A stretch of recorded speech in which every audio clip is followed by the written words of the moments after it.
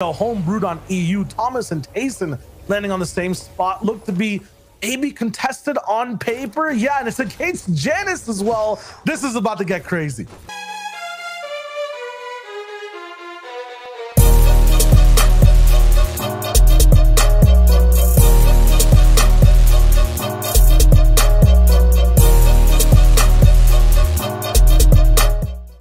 Calm down. You're in that familiar space, right? You're used to jumping out. You've done that how many times in practice so far? And all before that is exactly why that kind of nerves build up. But now jumping out the battle boss, DGen and Agers coming across from our NA East region, playing here today. Yeah, there was a little bit of a delay. I think it was just to make sure all the finalists who were playing are all kind of in there and are supposed to be there. I feel like DGen and Agers got like a little bit of a allowance to play in a sense on that as well. So it's cool to see that everything is hunky-dory, supposed to be going down the way it is. But man, doesn't matter if they're rolling through. Look at all the talent that's home brewed on EU. Thomas and Tayson landing on the same spot. Look to be maybe contested on paper. Yeah, and it's against Jannisz as well. This is about to get crazy. This is two teams you do not want contesting each other. Two of the top teams probably coming into the day today. Definitely coming out of yesterday, both of them were in the top 10. So this is going to be an interesting fight off spawn. And currently right now, Thomas and Tayson have the advantage in this early game because they're landing on the side that does have more loot. But if you actually look in your bottom right in the map, you can see Jannisz's team disengaging. Actually, they decided to leave. So potentially they scouted that whoever was landing a bit north of them was not landing up on the radio tower there. So potentially Thomas and Tayson seem to have this completely free. Yeah, crazy to think that they were so close by together off drop. Here's the thing that I really wanted to look at Steamy Stacks, Scram and Refsguard. And man, they are never free. Reese, we were talking about Rotary coming into the day. I was saying I'm not really, that interested, or at the same time, not that vested in the duo. They're not going to be able to do too much. It was kind of a bold take, but you had other thoughts.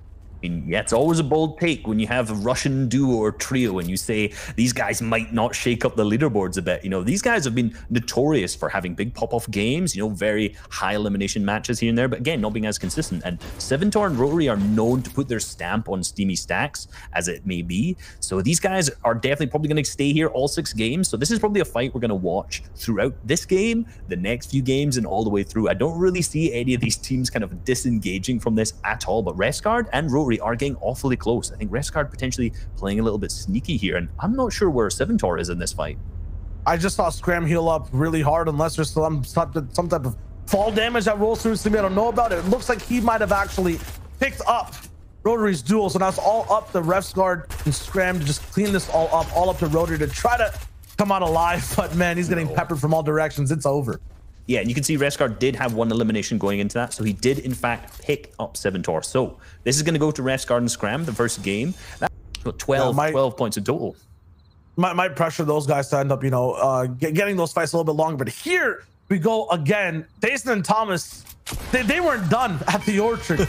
They want these early elims. They're like, man, if you guys want to even, fly by me, if you're saying that, hey, there's a potential in my clash, I want to get it done with right now, straight away after game 1. X squeeze down in the basement.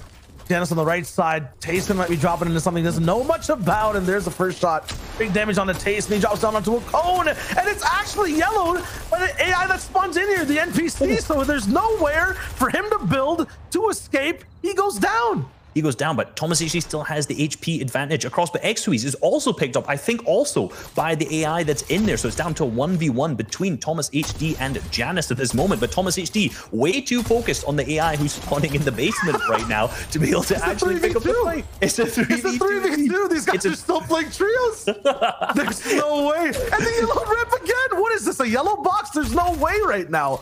X-Squeeze about to go down. I think Thomas wants that siphon. Yeah, there it is. So now he's on kind of a even playing field.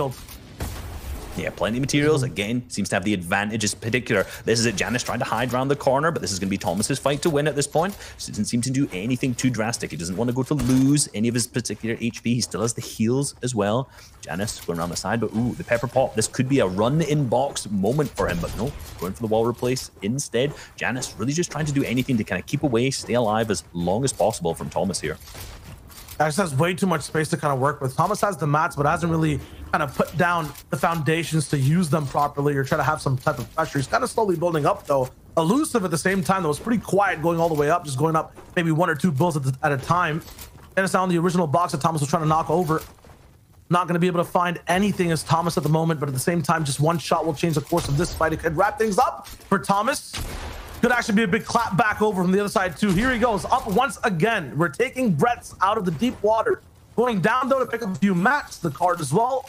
Want to make sure your teammate's at least alive for the rest of the game. This is just one fight, one of the first fights we're seeing on the map, and it's already so intense. Yeah, this is why you don't want to fight high-level players, even if you're one of the best fighters in the region, right? Like Thomas HD and Jannisz, these guys are nothing to sweat at. You will not want to fight these guys at all. And this is why, like, this is disruptive to the entire game. You both lost a member. Oh, but they seem to be actually engaging. Jannisz has taken more ticks. Thomas HD gets the ramp in, manages to clean up Jannisz with the SMG, and of course, drops the L dance right on top of him. Smart. They realized they both kind of had a common objective, and Thomas got there first. It was the reboot cards. You saw, you know.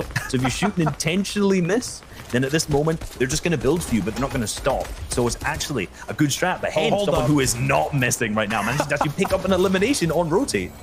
Yeah, you could do either or. You could get them to build for you or take their builds. And that's exactly what Hen does on the bottom right. Meanwhile, on the map, I'm seeing interesting things happening on the bottom left. There were swimmers coming in. Usually when you end up swimming through on this zone, everyone's kind of in the same state of mind. We're gonna get in first and then fight after. Two of the teams were not on that same vibe. There's a clash in the water and one person's down. Hendo, full refresh of builds, gets a very nice spot. Somewhat I can't even make out central of the zone, but there's someone coming in from the bottom side. It's Wake, you know, it's Marine and Lanouf that are actually rolling through. These guys are angry, they want in, they know it's a solo. This will be quick wraps on the Chapix, unless he finds a way away. 55 HP, and he's in trouble. Yeah, as fast as they got into that car in the third rotate, they managed to get straight into Chapix's box as well. And he's now in a really, really difficult spot with barely any hard materials left. He's lost Hen. He's got some reasonably okay heals to make his way down, but dropping down to low ground to get away was a very, very smart play because those players are not going to risk jumping away from all of that Hen's loot up there. But this is a big upset. Oh, but he ends up getting beamed to the back because by 7 Josh and Pink, and he doesn't have much life. He actually has no builds remaining and continuing to get pressured here, and he's just going to try to do anything that he can. Left to just live life at a quarter mile at a time with that truck, but it's not even possible. He gets taken up. The pressure in this lobby is insane. Lanouf and Reiner just living it fast and furious. As a result, Chapix loses his entire family. That's just cluster of players to the north side that you can already see. You can see Refsguard, Scrap, Floki, Clement, Kefi, Kubex, all moving in on this side of the zone. Look at how many players are following the exact same rotate, and Kefi and Kubex actually going up for height. That's against Degen and Ages. They take big claps back and forth. That actually gives the green light for Queasley and Trulix from the other side to kind of mix bases and link a big bridge. And as that happens, Tayson and Thomas get dropped down by 7 Joss and Pink. This is absolutely insane. There's no way just one little trigger makes the entire lobby fire start fast. And now Thomas is going for the clap back. He finds Pink. That's an instant finish as well. That means 7 Josh went down too. I mean, this is the biggest back and forth I've seen in duos. This is the biggest back and forth because remember, Tayson Thomas ended up actually losing Tayson earlier on in the game, now getting to reboot him, managing to still pick up 2 more eliminations from here on out, but he's also getting sprayed. He has plenty of builds to keep him going, but he's now on a late rotating. All of those eyes are now on him, and he's now down to the wood, potentially saving that brick for once he gets into the zone to try and be safe at any point. But this is not looking too good for Thomas's game. I said that earlier though in first zone, and he's made it here, so huge props to him.